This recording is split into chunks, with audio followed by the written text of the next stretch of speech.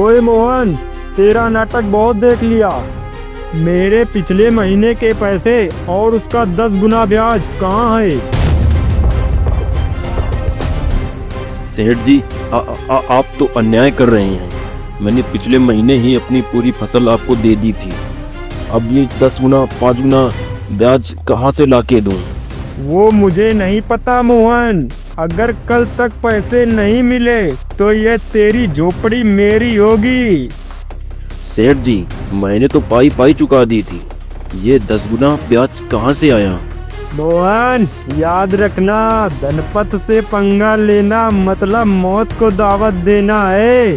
चल रे भिखू, इसे इसकी कल औकात दिखाएंगे। सेठ मोहन को धमकाते हुए चला जाता है, लेकिन जाते जाते अपने नौकर से कहता है, इस गरीब भिखारी की इतनी मजाल जो मुझे ना बोले। इसने तो गलती कर दी, अब इसे सबक सिखाना ही पड़ेगा ताकि गांव के बाकी गरीब भी डर के रहें।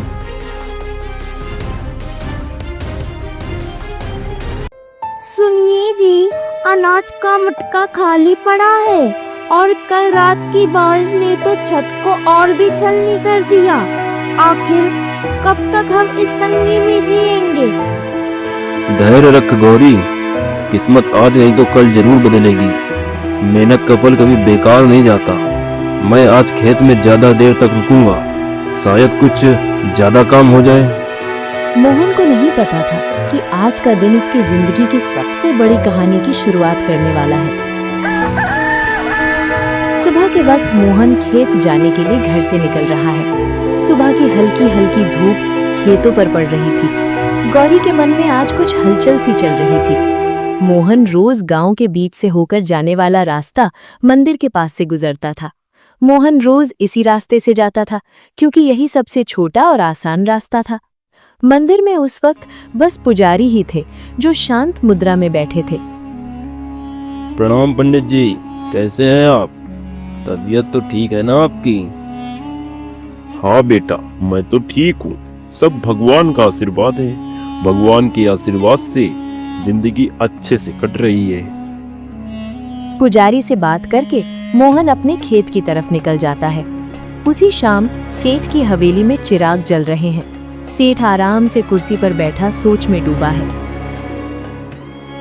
भिखू, ये मोहन आजकल ज्यादा जुबान लड़ाने लगा है।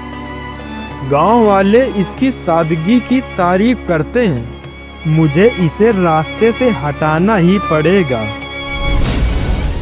हाँ मालिक, पर वो तो सीधा साधा है ना, उसे कैसे फंसाएंगे? सुन भिखू, जब आज रात पूरा गांव सो जाए तो मंदिर का सोने का मुकुट और गहने उड़ा लेना। और मोहन रोज सुबह मंदिर के ही रास्ते से खेत जाता है। कल सुबह जैसे ही चोरी का पता चलेगा तो सब यही सोचेंगे कि मोहन वहां से रोज जाता है और सोचेंगे उसने ही चोरी की होगी।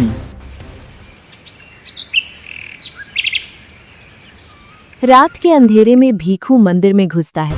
पास के पेड़ पर एक बंदर बैठा सब देख रहा है। भीखू मुकुट चुराता है और भागते समय एक सोने का सिक्का वहीं गिर जाता है।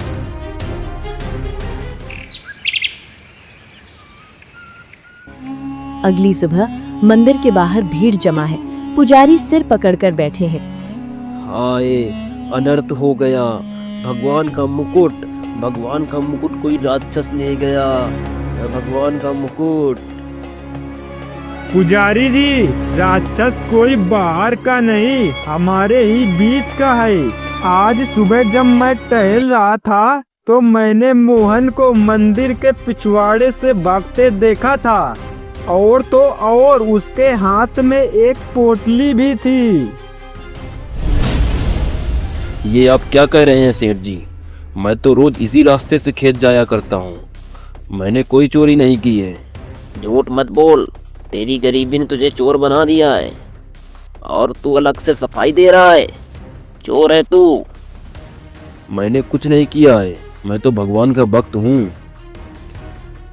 चुप रहे चोर, सेठ जी झूठ नहीं बोलेंगे। मोहन, अरे तूने तो हमारा सर शर्म से झुका दिया है। सत्यपुर में चोरों के लिए कोई जगह नहीं है। आज और अभी तुम दोनों पति पत्नी इस गांव को छोड़कर कहीं और चले जाओ।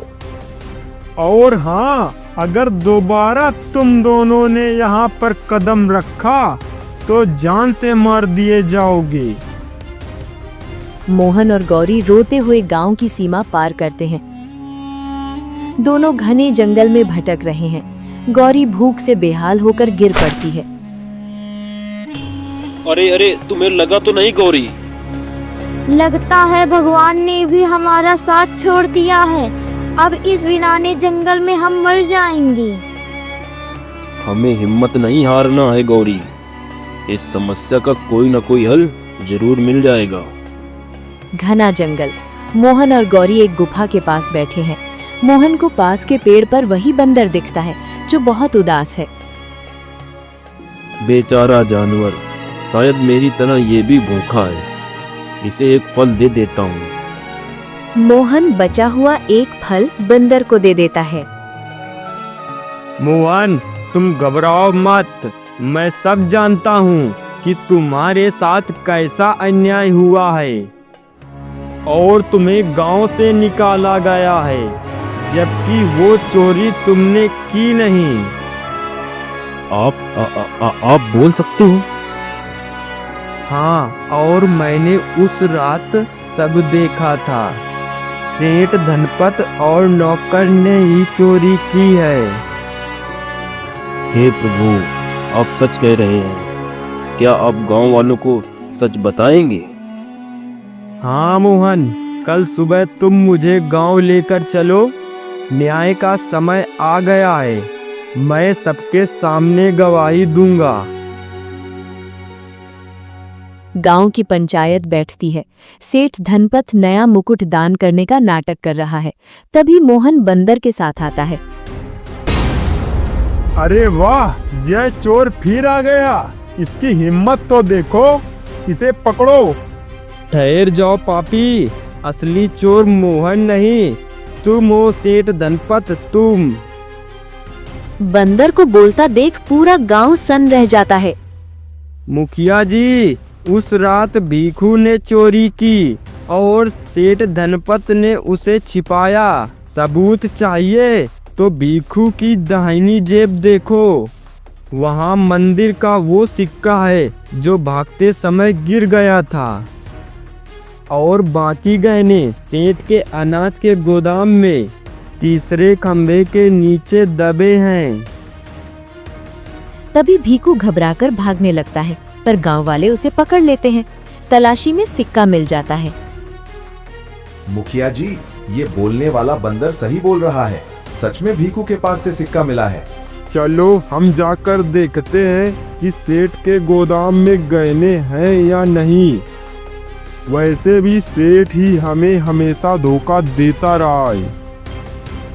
फिर सारे लोग गोदाम की तरफ जाते हैं और वहां गहने बरामद हो जाते हैं। धिक्कार है तुम पर सेठ। जिसे हम रक्षक समझते हैं वही बच्चक निकला। अरे नहीं नहीं मुखिया जी, मैं चोर नहीं हूँ। यह सब मेरे नौकर की करतूत है। उसने ही चोरी की है मुखिया जी। यह सब जानकर मैं खुद हैरान हूँ। बस करो सेठ। सैनिकों, सेठ और भीखू को काल कोठरी में डाल दो और इनकी सारी संपत्ति जब्त कर लो। पूरे गांव वाले को अब अपनी गलती का एहसास हो गया। सबने पूरे आदर सम्मान के साथ मोहन और गौरी को गांव वापस बुलाया। मोहन और उसकी पत्नी गौरी अब वापस अपने घर आ गए थे।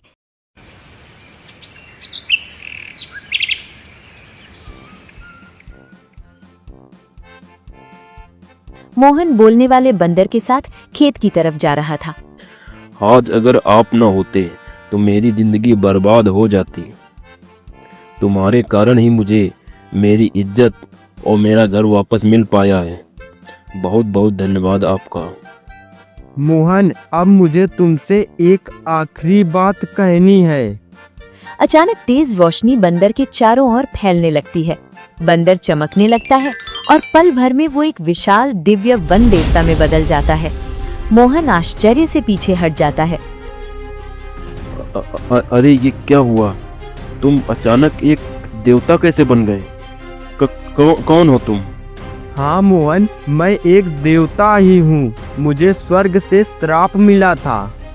मैं इस श्राप से मुक्त होने के लिए ही धरती पर आया था। तो आपको श्राप से मुक्ति कैसे मिली देवराज? हाँ, जब तक मैं धरती पर किसी सच्चे और भले इंसान की मदद नहीं करता, तब तक मैं इस बंदर के ही रूप में रहता। तुम एक सच्चे और ईमानदार इंसान हो, इसलिए तुम्हें बचाकर मैंने भी अपना श्राप तोड़ दिया। अब मुझे मुक्ति मिल चुकी है। तुम्हारी ईमानदारी और भलाई ने मुझे श्राप से मुक्त कर दिया है। तुम्हारा बहुत बहुत धन्यवाद मोहन। मैं बहुत खुश हूँ। मैं तुम्हें वरदान देना चाहता हूँ। तुम्हें जो चाहिए बेझिझक कहो। मोहन की आंखों में चमक आ जाती है। वो भावुक होकर देवदूत को प्रणाम करता है। देवा, मेरी जिंदगी गरीबी से घिरी हुई है। मैं दिन रात खेतों में मेहनत करता हूँ, मगर फसल कभी अच्छी होती ही नहीं। ऊपर से कर्ज का बोझ है। मेरे परिवार के लिए 2 वक्त की रोटी जुटाना भी मुश्किल हो जाता है। मोहन, तुम्हारी सच्चाई की जीत हुई। मैं तुम्हें वरदान देता हूँ। तुम्हारी परेशानी अब समाप्त हो जाएगी। जंगल के बीच में एक नीले फूल के पौधे के पास एक चमत्कारी फल का पेड़ है।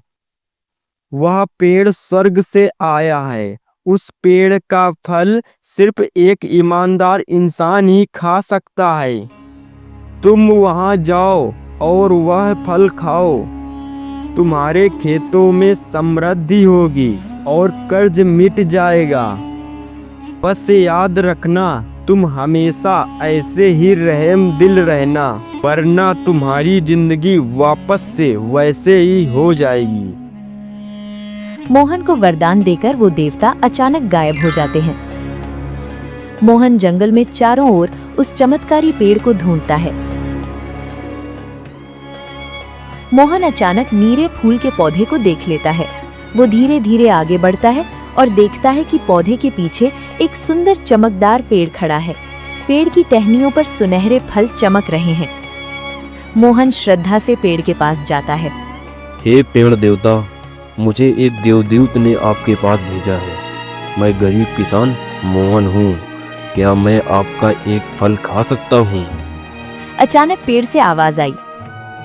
मुझे सब पता है, तुम एक सच्चे और भले इंसान हो, इसलिए देवदूत ने तुम्हें यहाँ तक पहुँचाया है।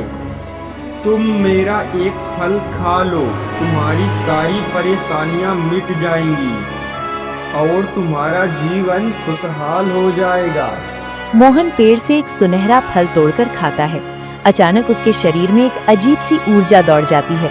वो पेड़ को धन्यवाद करके अपने घर की ओर निकल जाता है और जैसे ही वो घर के पास पहुंचता है, उसकी झोंपड़ी एक सुंदर बड़ा आलीशान घर में बदल जाती है। मोहन और उसकी पत्नी दंग रह जाते हैं। अरे सुनिए, ये क्या हो गया? हमारी झोपड़ी कहाँ गई? इतना बड़ा घर कैसे बन गया? क्या यह घर हमारा है? हाँ प्रिय, ये सब भगवान की कृपा है। जंगल में मुझे एक देवदूत मिले। उसने मुझे चमत्कारी पेड़ का रास्ता बताया। उस पेड़ ने मुझे फल दिया और जैसे ही मैंने वो फल खाया, हमारी किस्मत बदल गई।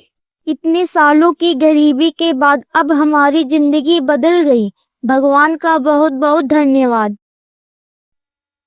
हाँ, मगर याद रखना, ये चमत्कार हमें सिर्फ इसलिए मिला है क्योंकि हमने कभी किसी के साथ बेईमानी नहीं की।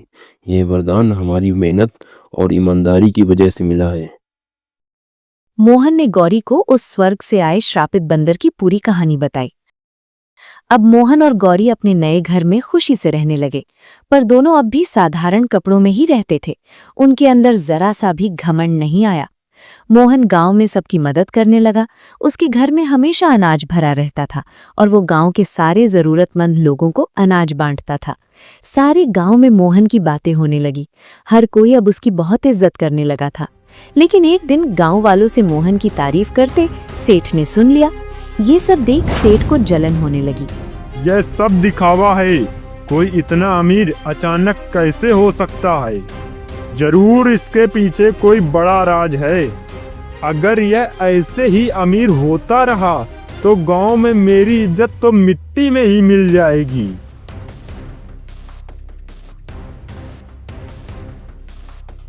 अबे भीखू, सुन तो, जरा मोहन पर नजर रख और पता कर इसके पास दौलत आने का असली राज क्या है। सेठ का नौकर मोहन पर नजर रखने लगा। एक दिन सेठ का नौकर मोहन का पीछा कर रहा था। उसने देखा कि मोहन जंगल में जाकर उस चमत्कारी पेड़ से बात कर रहा है। भीखू चुपके चुपके मोहन की सारी बातें सुन रहा था। सेठ जी, मैंने सब देख लिया है, सब पता कर लिया। मोहन उस जंगल के बीच वाले पेड़ से बात कर रहा था। उसने उस पेड़ का फल खाया है, इसकी वजह से उसकी गरीबी दूर हो गई है और वो अमीर बन गया है। क्या सच में? तो चल अभी उसी पेड़ के पास चलते हैं। अगर मोहन अमीर हो सकता है तो मैं क्यों नहीं? मैं तो उससे भी बड़ा अमीर बनूंगा। मेरे पास तो पहले से ही ताकत और पैसा है और उस पेड़ को भी मुट्ठी में कर लूंगा। सेठ लालच में आकर तुरंत अपने नौकर के साथ जंगल की ओर निकल गया। वो लोग पेड़ के पास पहुंचे और फल तोड़ने की कोशिश करते हैं, पर एक भी फल उनसे नहीं टूटता। सेठ गुस्से में आकर पेड़ से कहता है, ओ पेड़, सुना तूने मोहन को फल देकर अमीर बनाया है। अब मुझे भी अपने फल दे, जल्दी कर। मैं इस पूरे गांव का सबसे बड़ा आदमी हूँ। अब मैं और भी शक्तिशाली बनना चाहता हूँ। सेठ, तू लालची है, अहंकारी है और बेईमान है। मैं अपना फल सिर्फ उसी को देता हूँ जिसके दिल में दूसरों के लिए करुणा होती है, वो ईमानदार हो और सच्चा हो। लेकिन तेरे दिल में लालच और घमंड है, इसलिए तुझे यह फल कभी नहीं मिलेगा। क्या कहा? तू मुझे फल नहीं देगा? अरे मूर्ख पेड़, अगर तू मुझे फल नहीं देगा तो मैं तुझे जड़ से काट दूंगा। तेरे जैसे मैं 1000 पेड़ खरीद सकता हूँ। अब तू देख, मैं तुझे काट कर तेरे सारे फल ले लूंगा। अबे भीखू, कुल्हाड़ी उठा और इसे काट डाल। गांव जाकर उस मोहन को भी आज मैं खत्म कर दूंगा। भीखू भागकर जाता है और कुल्हाड़ी लेकर आता है। सेठ पेड़ को अपने पैर से मारने लगता है और उसका नौकर कुल्हाड़ी से पेड़ काटने की कोशिश करता है, लेकिन कुल्हाड़ी लगते ही चिंगारियों निकलती है। अचानक आसमान से बिजली गिरने लगी और तेज हवा चलने लगी। ठहरो, तुम दोनों को लालच और पाप का फल यहीं मिलेगा। तुम्हें दूसरों की मेहनत और भलाई से जलन थी ना, अब तुम्हें इसका परिणाम भुगतना होगा।